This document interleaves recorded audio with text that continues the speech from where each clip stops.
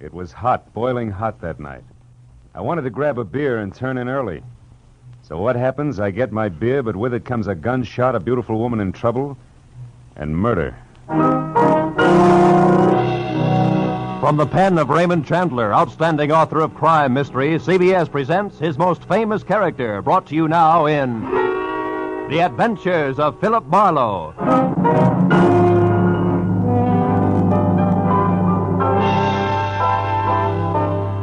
With Gerald Mohr starred as Philip Marlowe, we bring you tonight's unusual story, Red Wind.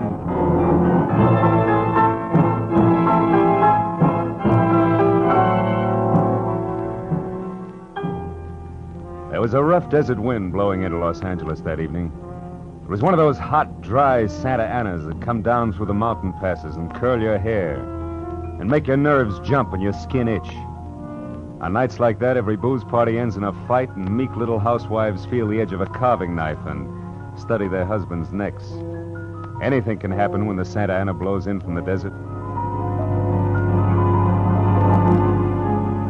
I closed up my office early. I got tired of reading Philip Marlowe, private investigator, backwards on the ground glass of my office door. So I locked up and decided a nice cold beer would taste good before I went up to my apartment. Fill her up again, Mr. Marlin? Marlowe. Marlin. Yeah, Marlin's a fish. Yeah, I know. Marlin's also the name of a lady on the radio. Marlin, Mary, the story of. Yeah, my wife listens to it. Yeah, good for her. Hey. Hey, you bartender. Another rye. Yeah, that drunk again. What do you expect in this business? Autograph hounds? Make it sappy. You hear? Be right with you, sport. Gotta draw this man a beer. Crying out loud, these stumblebums. Hey, Bud. You got another customer, Bacchus? Hey, Bud, you seen a lady in here lately? A lady? Tall, good-looking, brown hair, a print bolero jacket, and a blue silk dress. No, sir. No, sir. Nobody like that, Spinian. All right, straight scotch, fast. Yes, sir. Yes, sir. As the man drank, I noticed the drunk was grinning at him. And then, without changing his grin, the drunk swept a gun from somewhere so fast it was just a blur coming out. Made a couple of hard snaps and a little smoke, buried with... You other guys, don't move. So long, Waldo. Don't move, you two. Poor Waldo. I bet I made his nose bleed. So long, boys. Drink up. Get on the phone, kid. I'll get his license number. Holy smoke. Too late. He drove away in the dead guy's car. Maybe he ain't dead. No, he's dead, all right. Oh. That guy was using a .22 target pistol. Yeah. When they use that kind of gun, they don't make mistakes. Where's your phone? This is for the police.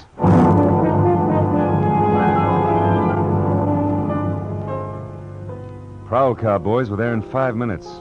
Waldo was out of business, all right. Nothing in his pockets told who he was, but he had about $700 on him. And with that kind of heavy coin, you can buy a good 1910 automobile even today. Well, I told the cops what I knew, including about Waldo's brown-haired, pretty girl in the bolero jacket. It was about 9 o'clock when I stepped out of the elevator in my apartment house and almost walked right into a brown-haired, pretty girl in a bolero jacket, waiting for the elevator on my floor. Oh, excuse me. Just a minute, lady. What is it? I'm a great admirer of bolero jackets. What? Now, take the one you've got on, for instance. I'm sorry, but I'm in a hurry. No, wait. If you'll be good enough to let me... Oh, you've made me miss the elevator. It's just as well. What? Well, it's better you don't go out in those clothes. Just what do you mean? Tall, good-looking, bolero jacket, blue silk dress. Mm-hmm. Lady, might I take the trouble of telling you that you're in trouble? Trouble. Yeah, the cops are looking for you. In those clothes. I haven't done anything. Maybe not. But if I were you, I'd have a little talk with me. I've all the I'm in nerve... room 41 across the hall. I know things about you. Well... Good girl. Come along. It took a firm grip on her arm, but I managed to get her to my room. I rustled up some drinks, but when I turned to give her hers, I saw she held a small automatic. She looked at me steadily. I put down both glasses slowly so I wouldn't be misunderstood. Look, sister, I know it's hot tonight and heat does funny things to people, but let's put that little thing away and have a nice cool drink, huh? Don't move. Oh, I'm strictly frozen in my tracks. Stay that way. Okay. But wouldn't you like to know that I'm a private detective? Private detective? Yeah, I can prove it if you'll let me. Yeah, that's better. Yeah, I don't like those things pointed at me. I'll have that drink. Oh, good. I don't often give good liquor away like this. I can't afford it. Why are they after me? Well, a man was just shot in a bar down the street. Before he got it, he'd been asking about a tall, pretty girl with a bolero jacket. What did he look like? This man. Oh, he was tall, about 5'11". Slim, dark brown eyes with a lot of glitter. Dark suit, white handkerchief in the breast pocket. And he must have seen you earlier tonight to know how you were dressed. Am I getting anywhere? He used to be my chauffeur. You had an appointment with him, didn't you? I... He asked for you, didn't he? Yes, I had an appointment with him. He'd stolen something from me when he left 3 days ago. I was going to buy it back from him. Why didn't you tell the police? I couldn't tell him. It was valuable, wasn't it? Valuable enough for Waldo to steal. $15,000. Peanuts. But it wasn't the value. You see, it meant something to me. The man I loved gave it to me. And now he's dead. He was shot down over Germany. Now go back and tell my husband that. He probably hired you. He did? How much is he paying me? And, where is this husband of yours? He's at a meeting. This late at night? He's a very important man. The hydroelectric engineer. Never mind about him. What about Waldo? Why was he knocked off? You mean he's dead? Waldo is dead? Yes, sister, he's dead, very dead. Screaming won't bring him back. I'm not going to scream. Who would that be? There's a dressing room behind the door. Hide there. Take your glass with you. All right, all right.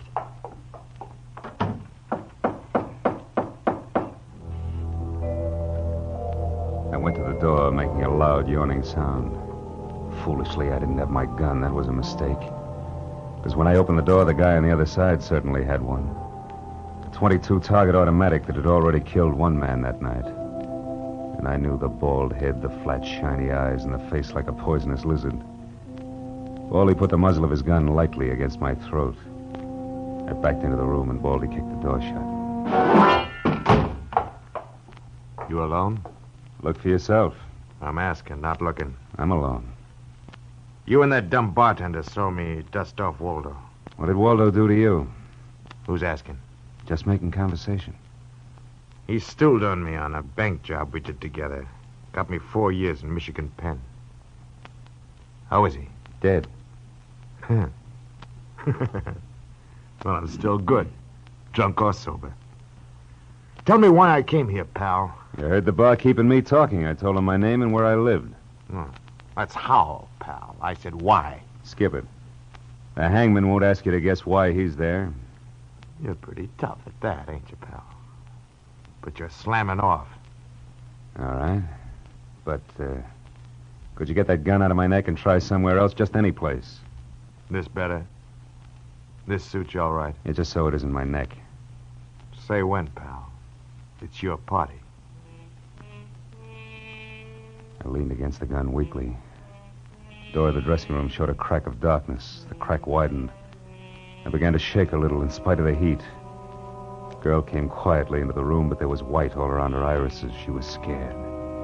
She had a gun in her hand, but I was sorry for her. Dead sorry. She tried to make the door a scream. Either way, it would be curtains for both of us. Scared, mister? Worried about any little thing? I couldn't talk. The girl floated in the air somewhere behind Baldy. And her horrified face was drifting toward us. My mouth was as cold and dry as yesterday's toast. Well, kid, how's it feel? You ready yet? Say the word. Well, don't take all night about it. If you're going to do something about it, do it. Why not, pal? I like this. Suppose I yell. Go ahead. Yeah. Put up your hand. Hey, look! Thanks, sister. That buys me. Everything I have is yours, now and forever. Is he dead? And flatter me, no end, lady. I only punched him. Now get out of here while I call the Yes. cops down on this killer. Yes. Good night. Wait a minute. That jacket marks you for the cops. Leave it here. You don't need it in this kind of weather. Oh, yes, here. Okay. See you again? Why? I don't know. Who am I to be the rival of a dead flyer and things like that? Nah, on second thought, forget the whole thing. I'll see that the police get Jesse James here. Good night, lady.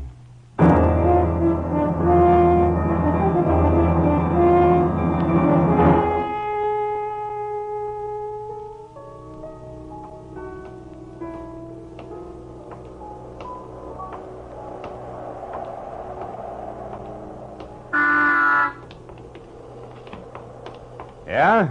You mean me? Yes, please. Oh, you again. Get in. I want to talk to you. You want to know what happened at headquarters? Yes. I went down to headquarters with the law and gave them the story. I left you out of it. Oh, thanks. Yeah, you saved my life. So no one knows anything about you. Incidentally, neither do I. My name is Mrs. Frank Barsley. 212 Fremont Place. Olympia 24596. That what you wanted? I guess so.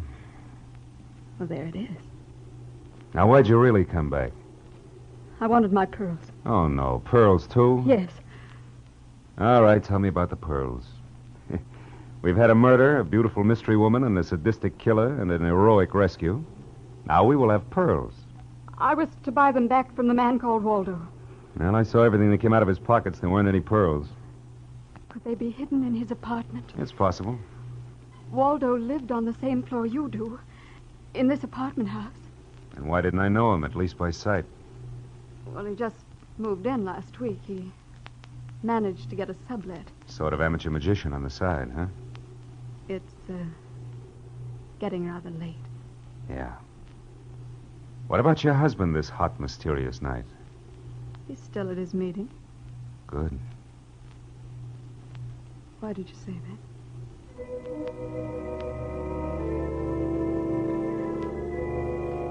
I didn't have any answers. We just sat there looking at one another.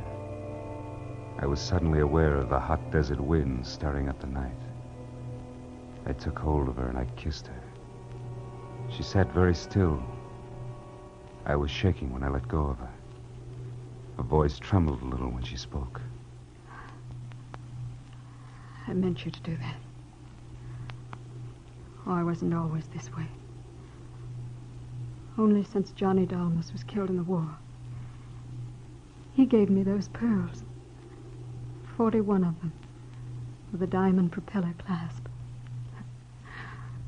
I'd have loved them if they were wooden beads because he gave them to me. I loved Johnny. The way you love just one time.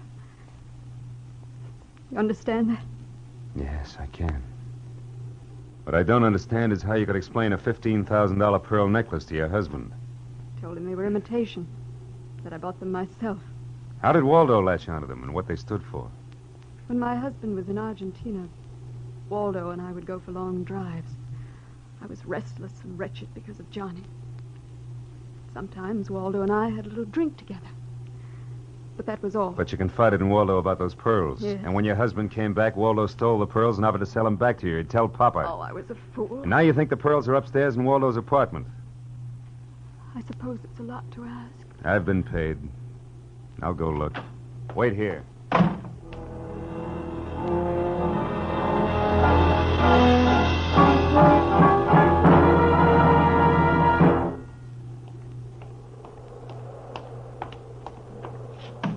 Was I gone long, No. Lola? Well, No. no pearls? No pearls. Oh, There was a man in Waldo's room. man. You know a guy named Leon Velasanos? No, not by name. I don't know him. Mexican, South American, about 45, small, iron gray hair, very neat. Fawn-colored suit, wine-colored tie. No, I don't think I know such a man. You say he was in the room? Yeah.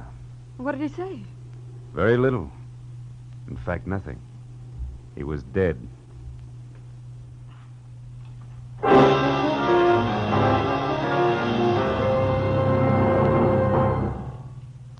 You are listening to the adventures of Philip Marlowe, created by one of America's most outstanding writers of crime and mystery fiction, Raymond Chandler. Our story for today, The Red Wind, continues in just a moment. But first, a message of interest for all young men. How would you like to be up there in the wild blue sky, flying America's mightiest bombers, fastest fighters, and newest jet jobs?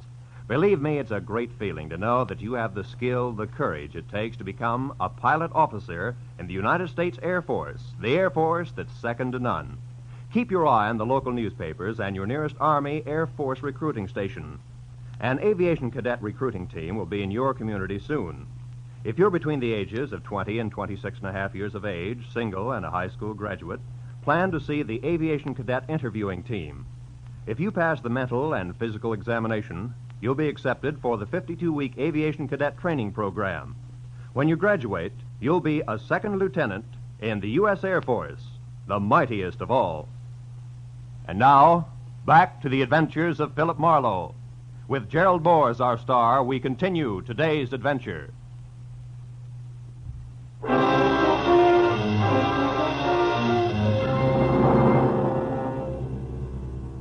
I sat with Lola Bosley in her car, listening to the hot wind gallop around in the midnight streets.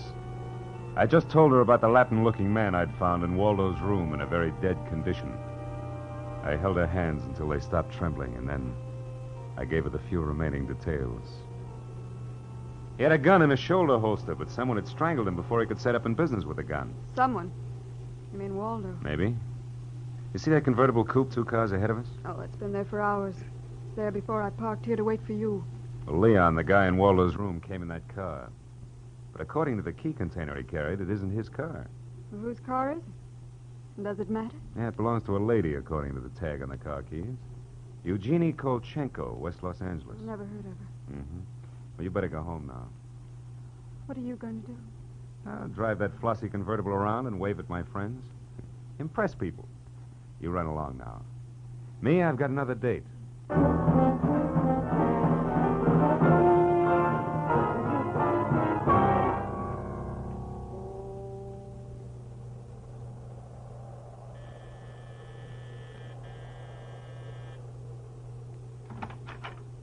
Yes?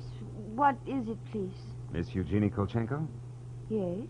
What is it? Did you lose or misplace a pigeon gray convertible coupe? What are you saying? Now, don't be alarmed. I found it, brought it home to you. Oh, come in, please. It is a reward you wish. Shall we say... Snap out of it, dragon lady. Who was he? Who was who? The little guy, Leon. You loaned your car to. He's dead. Who was he? Oh, no. No. Eugenie, Darling, come here, please. what's the matter, my dear? Who is this man? I came about Miss Kolchenko's car. What about a car? Well, the gentleman who borrowed it couldn't return it on account of he isn't alive. He's dead, darling. He is dead. That's putting it more bluntly, of course. Dead, huh? Yeah, completely. Who are you? Philip Marlowe, private investigator. My card. Have you told the police yet? Never do at once what can be profitably deferred pending negotiation. Aesop. I might negotiate. Peachy. Just what do you know, Marlowe? Well, a man named Waldo was shot in a bar tonight. I happen to have the inside as to who he was, and when I visited his apartment tonight, I found this Leon Velasanos dead. He wouldn't have had $500 in 20s on him, would he? No. But this Waldo had over $700 on him when he was killed in that cocktail bar, mostly in 20s. Is there a basis for negotiation yet? Very well, Marlowe.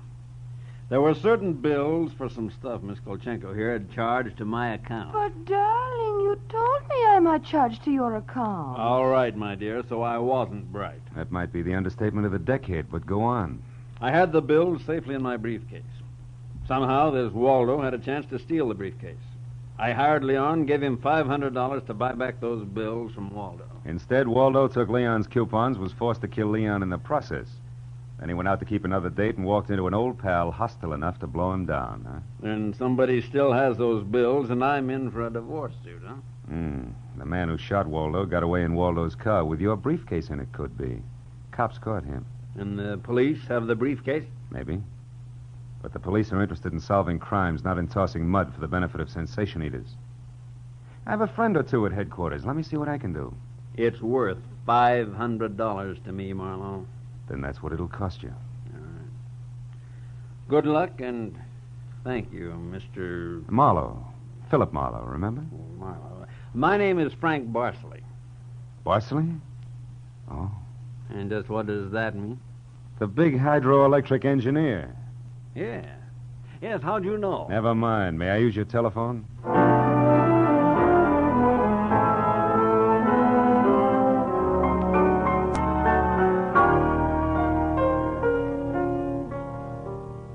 Someday I must tell you about Ibarra. Oh, he's a soul of the earth, Ibarra. Detective lieutenant over at Central Homicide.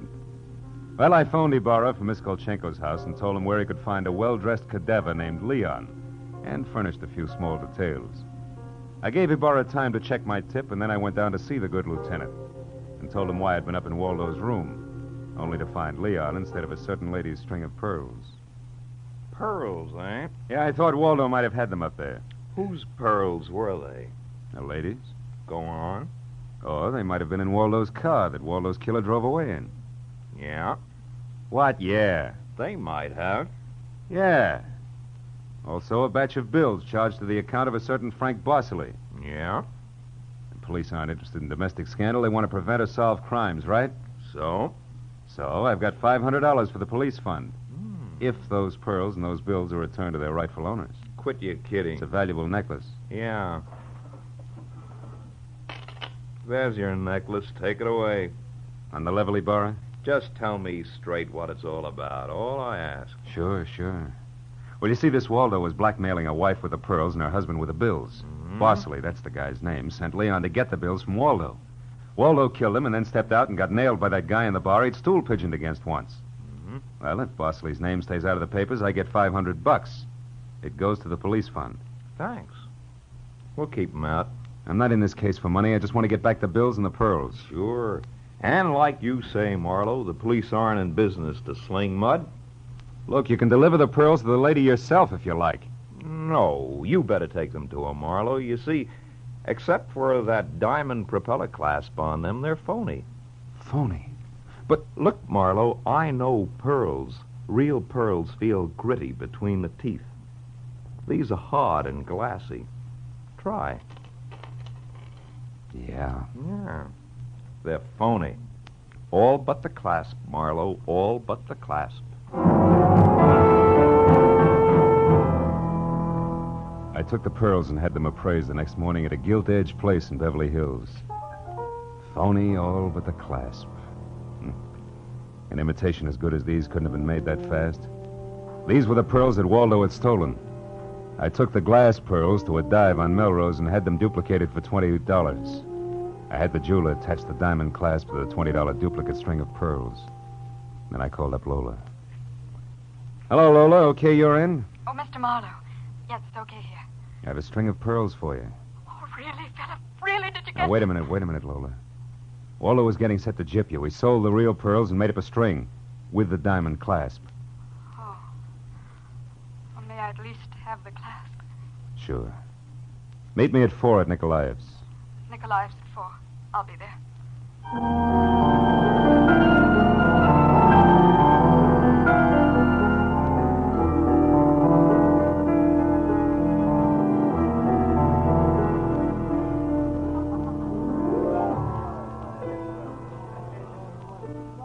Hey, yeah, Lola.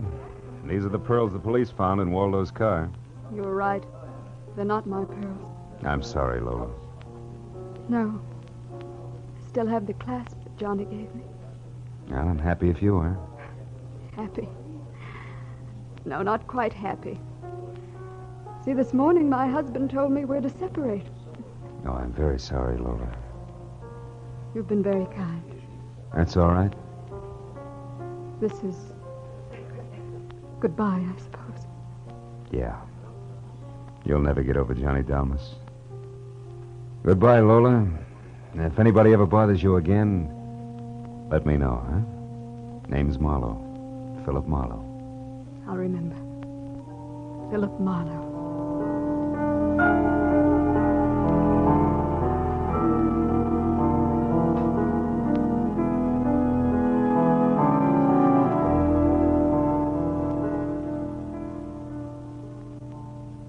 I drove almost to Malibu. And then I parked. And then I walked. Way out on a rock cliff, jutting into the Pacific Ocean. And then I reached into my pocket and dug out the string of bohemian glass pearls Lieutenant Ibarra had found in Waldo's car. I cut the knot at one end and slipped the pearls off, one by one. One by one, I flipped them into the water. Should have seen the gulls swoop down on them. Then they flapped up again, screaming indignantly. Phony pearls. They'd fooled Waldo and Lola Barceley, but they couldn't fool a seagull. I said aloud, to the memory of Johnny Delmas, just another four-flusher.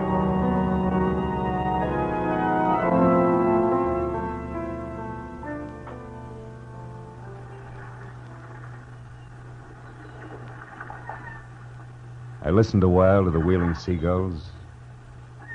All at once, I realized that the wind had died. The Santa Ana had blown itself out. The red wind was done. It was over. It was cool again.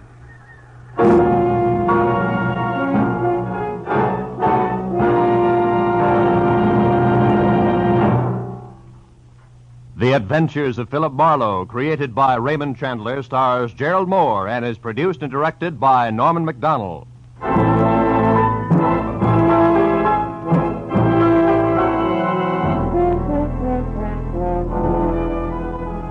In tonight's story, Red Wind, Lola was played by Peggy Weber, and Barry Kroger was Baldy. Joan Banks played Eugenie Kolchenko. Jeff Corey was Lieutenant Ibarra. Parley Bear was Barsley. Lou Krugman was Waldo. And Wilms Herbert played the bartender. The special music was conceived and conducted by Ivan Ditmars.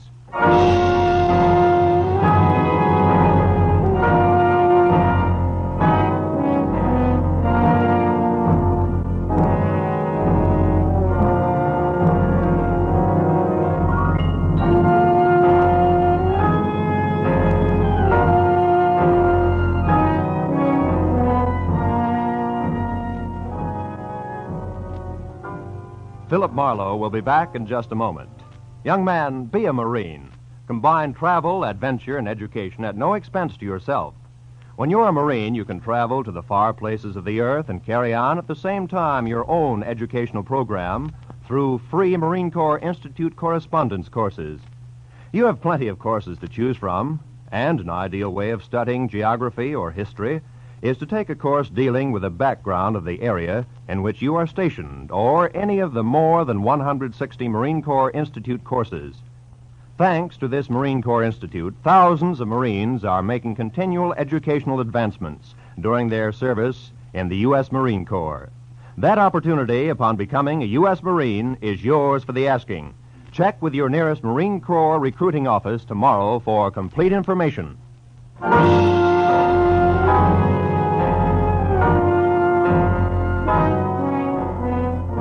Next week at this same time, be sure to tune in for another adventure of Philip Marlowe, when Marlowe says, I was low, very low the night I set out searching for the girl with the strange hazel eyes.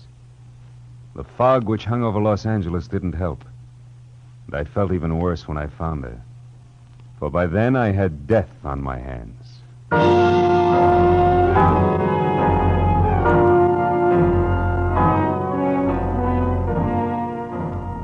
If you like your laughs mingled with spicy music, be around tomorrow to hear the premiere of Alka-Seltzer Time, featuring Herb Schreiner and Raymond Scott's quintet. There'll be guest stars, too. Here's a show that's guaranteed to keep Monday from being blue. It's coming your way Mondays through Fridays over most of these CBS stations. So consult your local newspaper for the time of Alka-Seltzer Time. This is Roy Rowan speaking for CBS, the Columbia Broadcasting System.